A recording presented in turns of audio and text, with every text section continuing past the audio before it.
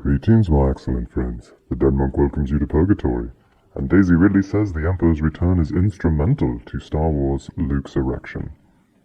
And all I can say in response is, duh. Look who's directing this thing.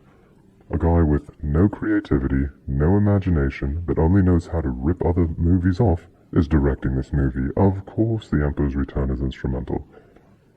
Could there be any other possibility with JarJar Abrams directing this? Alright, so fans were stunned at Star Wars Celebration when director JarJar Abrams revealed that Emperor Palpatine was returning to the franchise. Why would you be stunned? Have you never seen a JarJar Abrams movie? All he knows how to do is rip stuff off. And Ruin Johnson killed off his bad guy that was at the major villain for this trilogy, so he had to do something. What other logical choice was there for a hack like JarJar Abrams to make than to bring the Emperor back? I don't see how anyone could be surprised by that. Assuming you've ever seen a JarJar Abrams movie. There are only 5, it's not too hard to watch them all. And they all suck. So just a little side rant on JarJar Abrams. I don't remember if it was before or after Star Trek Into Darkness. It could have been after watching his garbage Star Trek remake in 2009. It could be after watching that a couple times. That I started calling the guy JarJar Abrams, and tried to tell all my friends that I'm sorry, but I have more respect for Michael Bay as a director than JarJar Abrams. Not that Michael Bay makes good movies. He doesn't. I mean, he has a couple that are watchable. But I respect him so much more than JarJar Abrams. And everyone laughed at me at the time. I've actually heard other people express this same sentiment recently, and it's so nice to hear. Yes, we should all have more respect for Michael Bay than JarJar Abrams. I would bet that a Star Wars trilogy directed by Michael Bay would be so much better than this shite we're getting from Disney and JarJar Abrams. Now, to be clear, I don't think it would be good, I just think it would be so much better than JarJar Abrams' shite. The guy has no imagination. He is such a hack. Anyway, like I said, it's so nice that I've heard other people express the same opinion. Because nobody would agree with me a few years ago. Alright, so what else does this say? Because I don't know if there's really anything in this article that I care about. Well actress Daisy Ridley? What is a well actress?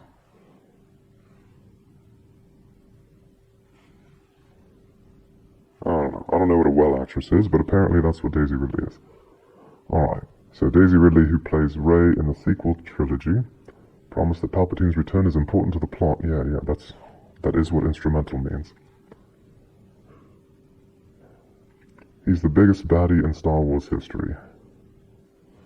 No, I disagree. The biggest baddie in Star Wars history is Disney. Now that we've done the story, I'm like, it couldn't have happened any other way. Well, of course not, because Jar Jar wrote it. Ridley explained in an interview with IGN, it had to be that. But he's very instrumental to the plot of the film. It's not just like he appears again, it's all explained. Daisy, you wouldn't think that it couldn't have happened any other way if a competent writer had written this trilogy. You would think, oh, this was a good way that this could have happened.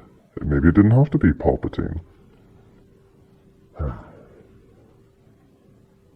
Co-star John Boyega also teased that Palpatine's return isn't just a Force ghost or a vision, mentioning that he will present a challenge to the heroes in Star Wars, Luke's erection.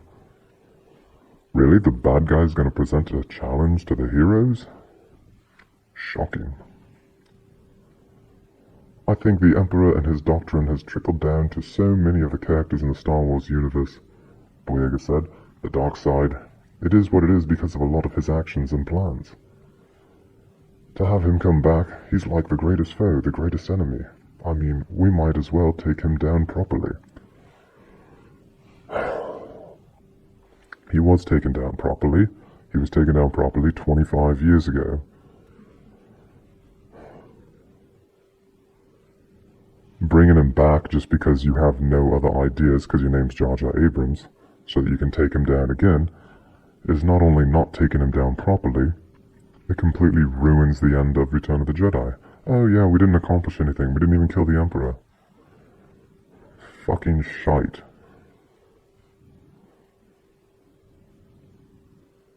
Boyega also added that Finn, Poe, Rey, and the rest of the Resistance will be facing a brand new foe, possibly alluding to the presence of the Emperor in the new film.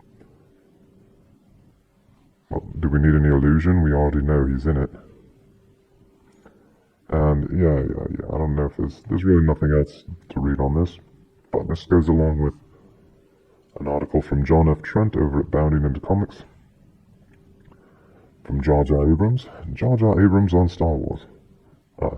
JarJar Abrams on Star Wars, Luke's Erection.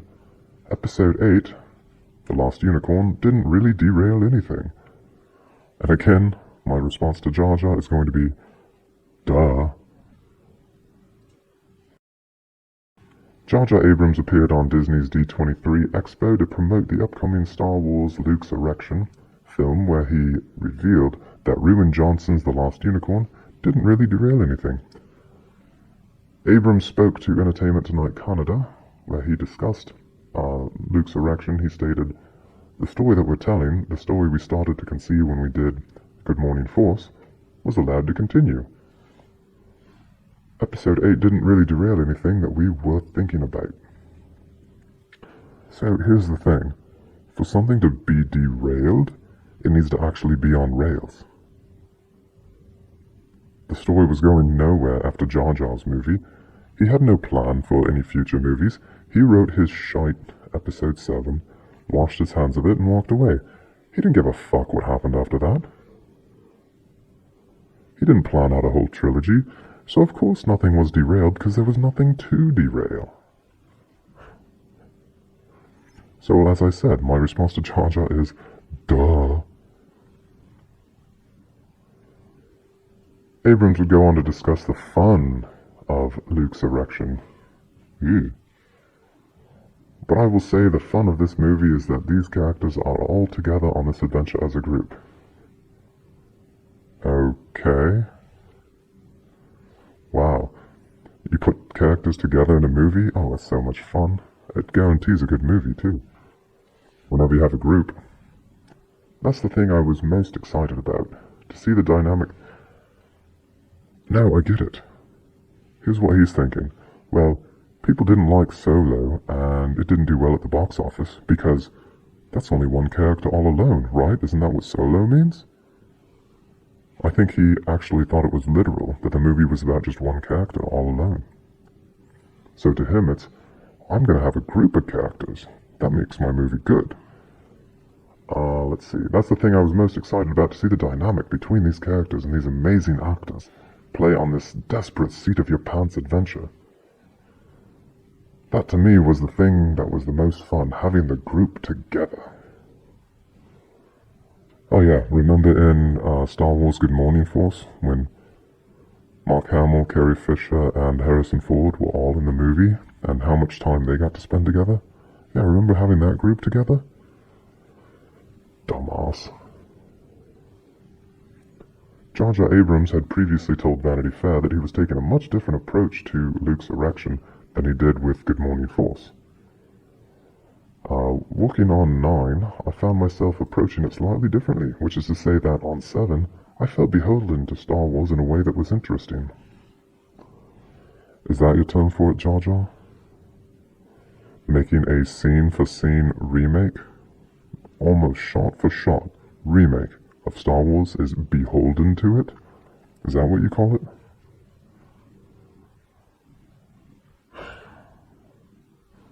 I was doing what, to the best of my ability, I felt Star Wars should be. Yeah, Star Wars should just be a remake of the original movie. Yeah, great. Talentless hack. He then detailed his approach for Luke's erection. It felt slightly more renegade.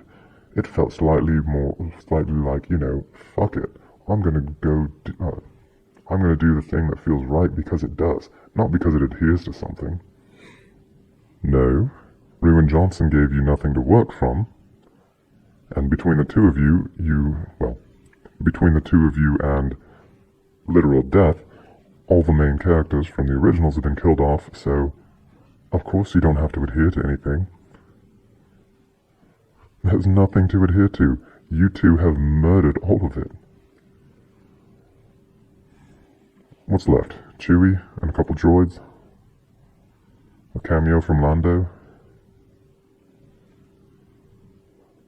You don't even have Admiral Akbar. Of note, JarJar Abrams was supposed to direct... Of note, JarJar Abrams was not supposed to direct Luke's erection. Right. Like I said, he didn't care about what was going to happen after his trash movie, Good Morning Force. He didn't care. And in general, he does not know how to end a story. He has no imagination. So, why would he want to do the third part of a trilogy? Especially when he started, so we know it's going nowhere. It's just MacGuffin, MacGuffin, MacGuffin, mystery box, mystery box. That's all he knows how to do.